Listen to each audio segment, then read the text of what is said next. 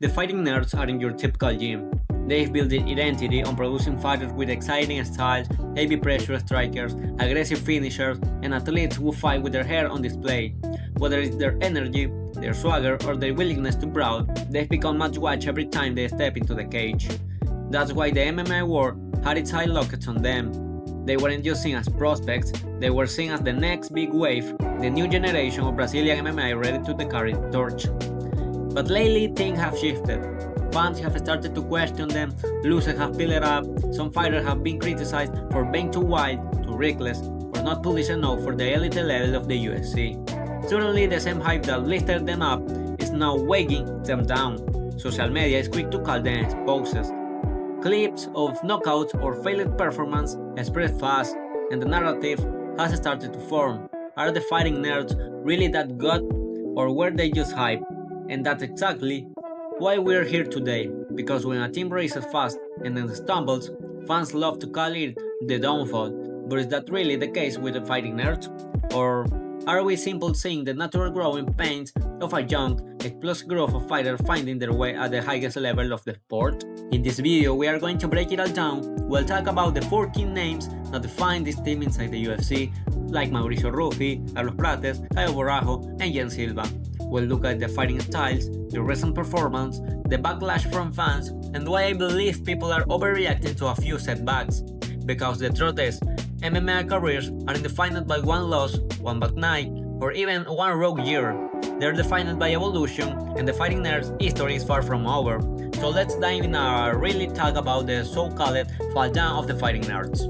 Let's start with Mauricio Ruffy, the 29-year-old featherweight who many fans inside the fighting nerd camps considered one of their most explosive and promising prospects. Ruffy came into the UFC with that trademark Brazilian pressure, a style built on speed, power, and sheer aggression. He's the type of fighter that doesn't like to sit back, is constantly moving forward, throwing combinations and trying to overwhelm his opponents with volume and intensity. But the reality is that while his style is exciting, it's also high risk.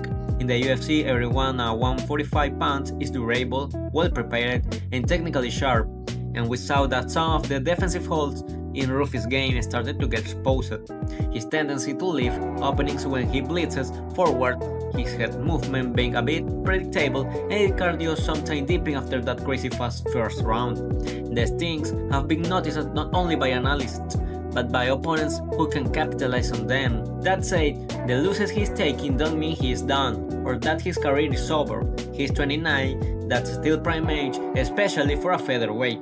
Fighters often don't speak in fight IQ until their early 30s. The raw tools are there: speed, explosiveness, knockout power, and a very strong gym behind him. What he needs is improve his wrestling and grappling, because we saw what's happened in the fight with Benoit Saint-Denis. In fact, many hardcore fans believe that people are overreacting because they expect instant perfection from new UFC fighters. The truth is, not everyone comes into the UFC as a finished product. Some fighters need that trial by fire. Ruffy is in that stage. The potential hasn't gone away, it just needs refining. So while the highlight reels and hype may have slowed down, Mauricio Ruffy at 29 still has the chance to adjust, improve, and remind people why fighting nerds put so much stock in him in the first place. If anything, these early stumbles might be what forced him to grow into the complete fighter he needs to be. Now let's talk about Carlos Prates, another key name coming out of the fighting nerds team. At 30 years old, Prates has quickly made himself one of the most intriguing welterweights on the UFC roster. Unlike Ruffy's wild and aggressive style, Prates brings a much more composed, calculated approach to fighting. His style for the division ranging and extremely disciplined with his striking. One of the things that stands out about Prates is his jab. He uses it like a spear, constantly managing distance, keeping opponents on the outside and forcing them to fight at his pace. That's a weapon not every Brazilian striker has mastered, but Prates does it beautifully. Add to that his straight left and sharp kicks, and you've got a fighter who doesn't just rely on brawling, he controls the geometry of the fight. And let's not forget his recent run. Prates has been building momentum with his wins, most notably the victory over Geoff Neal, a seasoned and very dangerous UFC veteran. That win really opened up people's eyes because Neil is not the type of guy you beat unless you are the real deal. And now, with the UFC giving him the opportunity to fight Leon Edwards, who was the former welterweight champion, it shows just how much faith the promotion has in Prates' potential. But here's where the narrative gets interesting. Fans are divided. Some people think Prates is still unproven at the elite level, pointing out that his defense can be tested against high-volume strikers or strong wrestlers. Others though believe he has the perfect style to climb quickly in the division, tall, patient, technical, and with knockout power when he needs it. From a technical standpoint, I am going to say the only real critic has been whether Prates can keep the same composure under extreme pressure. Leon Edwards is going to test that, no question. But if you really break it down, Carlos Prates has one of the cleanest striking bases out of the entire Fighting Nerds camp. He doesn't throw wasted shots, he doesn't fight emotionally, and that's what makes him dangerous. When people talk about the so-called fall of the Fighting Nerds, I think Prates is a perfect counterexample. He is on the rise, not falling. He is proving that the team can still produce top contenders and that not every fighter from that gene is struggling. If he beats Leon Edwards, the entire narrative about Fighting Nerds could flip overnight, from people saying the team is overrated to suddenly realizing they might have a future title contender on their hands.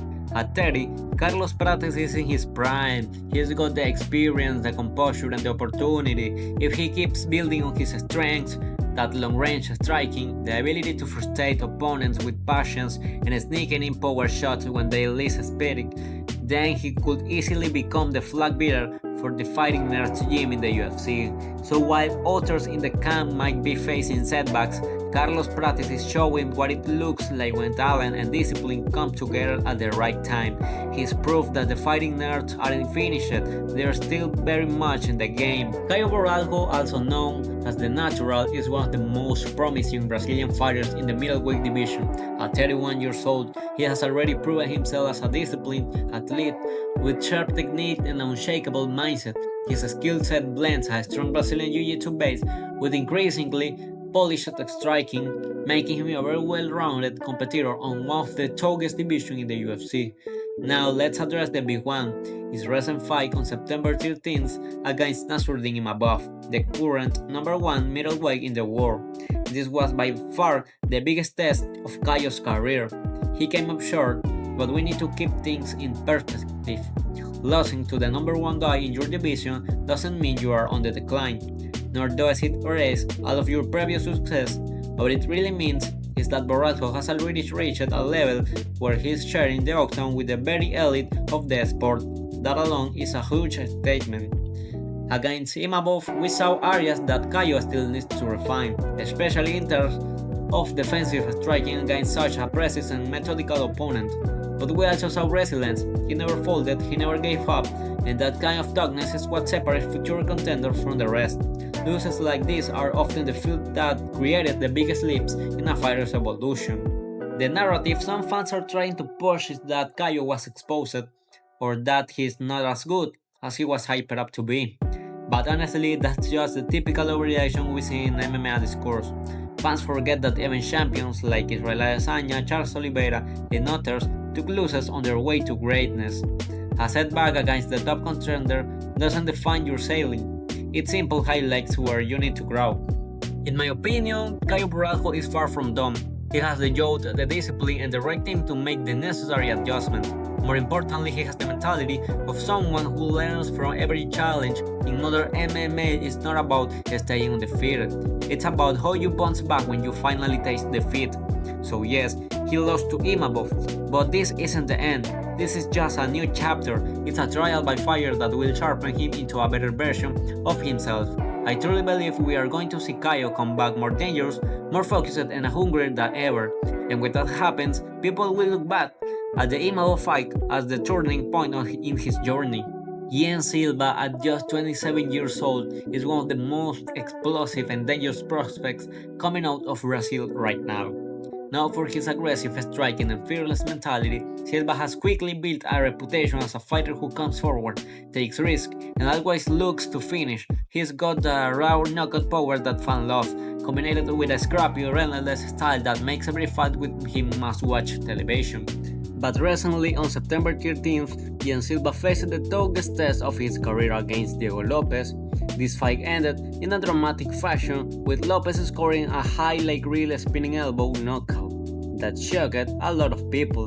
For Silva, it was his first real taste of adversity.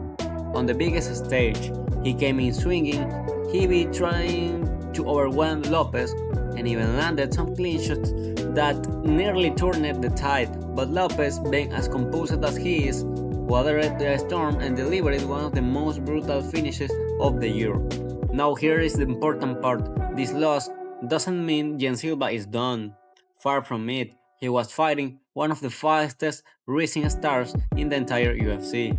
A guy that everyone is now talking about as a future contender. Silva went toe-to-toe with Lopes, broke the fight to him, and showed glimpses of just how dangerous he can be. Yes, he got caught, yes, it was a setback, but in MMA, sometimes all it takes is one moment, one opening, to flip the script, and that's what happened here. What people need to remember is that Silva is still incredibly young. He is 27, which in MMA terms means he's only entering his prime. Fighters often don't hit their peak until their late 20s or early 30s. This loss will serve as a reality check, a reminder that pure aggression isn't enough at the highest level. You need composure, you need fight IQ, and you need the ability to adjust mid-battle. These are lessons Silva will take with him into every fight moving forward. The MMA community can be quick to overreact, labeling fighters as hype trains or finishers after one bad night. But if we look at the history of the sport, almost every great fighter has stumbled at some point. Charles Oliveira was finished multiple times before becoming a champion. Dustin Poirier was knocked out early in his career before becoming a perennial top contender. Losses don't define fighters, how they respond to them does. Jean Silva has the tools, the heart, and the hunger to bounce back stronger than ever. This isn't the end of his history, it's just the beginning of the chapter where he learns, grows, and evolves into the fighter he's truly capable of becoming. Fans should not be writing him off, instead, they should be excited to see how he comes back. Because if there's one thing clear about Silva is that he's not the type to stay down for long. So after looking at Mauricio Ruffy, Carlos Prates, Caio Borralho, and Jean Silva, one thing becomes clear. The fighting nerds are not done, not even close. Yes, they've taken some bumps on the road. Yes, a few fighters have been humbled under the UFC spotlight, but that doesn't erase the talent, the raw potential, and the fact that every single one of them is still young in their career. What people forget is that this sport has always been about growing through setbacks. Even the greatest champion guys like Charles Oliveira, Leon Edwards, Rayla Adesanya, they all went through moments where fans doubted them, where critics said they weren't elite. The difference between hype dying and hype evolving is how fighters respond to those setbacks. And when you look at the fighting nerds, you see guys with the fire to come back stronger. Take Ruffy for example, only 29 years old, explosive, entertaining, and still ironing out the wrinkles in his game. Or Carlos Prates, who's already knocking on the door of welterweight elite, and is about to face Leon Edwards in a fight that could define his trajectory. Caio Borralho, a well-rounded middleweight with the skills to push into the top 10, and Jean Silva, who despite recent controversy, has the raw aggression that, with the right discipline, can become a serious weapon. These aren't histories of fighters finding a way, these are stories of fighters still being writing. The truth is, fans love to overreact, they love to crown you to the next big thing after a couple of wins, and they love to call you a fraud after a couple of losses. But MMA doesn't work like that. This sport is a marathon, not a sprint, and the fighting nerds still have plenty of miles ahead of them. So before we call it a downfall, maybe it's better to call it a reality check. They've been reminded that the UFC is unforgiving, that talent alone doesn't guarantee dominance, and that hype will only carry you so far. Now comes to the true test. Can they adjust, evolve, and rise again? If they can, then what we're witnessing isn't the end of the fighting nerds' history, it's just the beginning of their comeback. And trust me, a comeback is always sweeter than a hype train.